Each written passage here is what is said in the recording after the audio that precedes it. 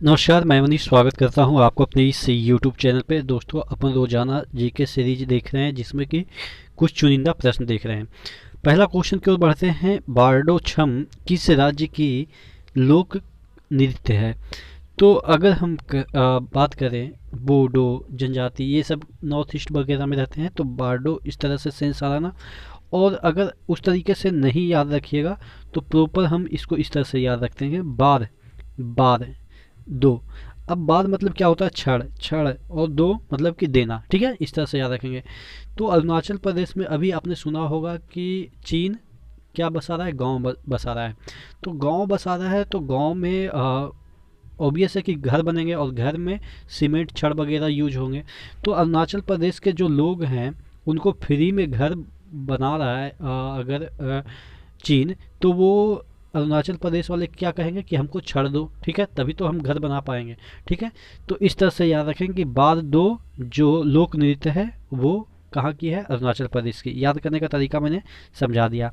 हिकात कहाँ की लोक नृत्य है? तो ये जम्मू कश्मीर की लोक नृत्य है। याद कैसे कर देंगे कि हिमाकत करते रहता है। हिमाकत करते रहता है यानी कि जो पाकिस्तान है वो हमेशा जम्मू कश्मीर को लेने की हिमाकत करते रहता है। ठीक है, इस तरह से हम याद रखेंगे।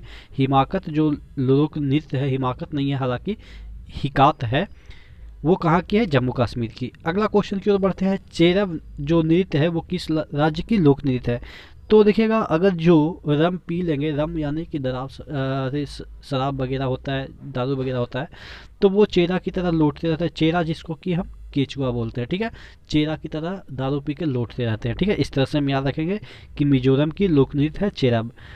नाटी जो नृत्य है वो किस राज्य की है? देखिए, नाटी का मतलब क्या होता है? नाटा मतलब कि छोटा। और अगर हम बात करें लड़कियों की, वो पुरुष की अपेक्षा छोटी होती है यानी कि नाटी होती है। तो जो माँ होगी, ऑब्वियस है माँ भी एक मतलब कि लड़की ही है। ठीक है, तो हिमाचल इस तरह से याद रखेंगे, हिमाचल। ठीक है, तो माँ नाटी होती है। ठीक है, इस तरह से याद रखेंगे। अगला क्वेश्चन की ओर बढ़ते हैं। मुद्रा क्या है? मुद्रा एक प्रकार का योजना है, विकास और पुनर्निर्मित एजेंसी एक है मुद्रा योजना। आप सुने होंगे मोदी सरकार के द्वारा 2015 में लाई गई थी। इसके बारे में देख लेते हैं। इसका फुल फॉर्म पूछा जाता है तो इसका फुल फॉर्म होता है micro unit development and refinance agency bank. और ये एक प्रकार का पब्लिक सेक्टर फाइनेंशियल इंस्टीट्यूशन है, यानी कि सरकार की ये इंस्टीट्यूट है। Provides loan at low rates to micro finance institution and non banking financial institution. कहने का मतलब ये है कि ये माइक्रो फाइनेंस इंस्टीट्यूट जितने होते हैं उनको ये लोन प्रोवाइड करता है लो रेट पे, और नॉन बैंकिंग फाइनेंशियल इंस्टीट्यूट को भी ये लोन प्रोवाइड करता है। और मोदी जी ने इसको 2015 में लॉन्च किया था, मुद्रा योजना को। ठीक है, अगला क्वेश्चन की ओर बढ़ते हैं। रेसिडेक्स इंडेक्स किससे संबंधित है?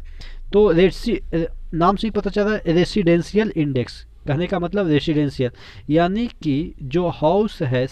यहाँ पे देखिएगा, Residex was the first launch in 2007 by National Housing Bank, NHB। इसका मतलब क्या होता है?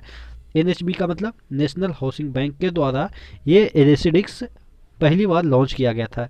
To provide an index of residential price in India.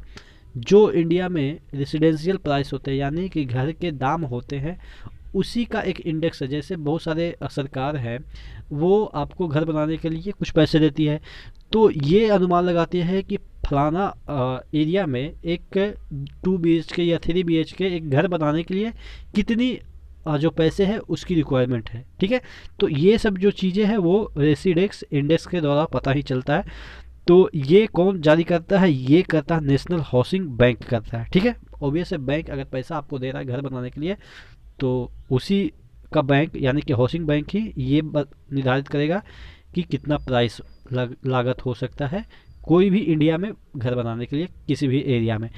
आशा करते हैं चीज़ें याद हुई होगी। नेक्स्ट वीडियो में मिलते हैं, तब तक के लिए धन्यवाद।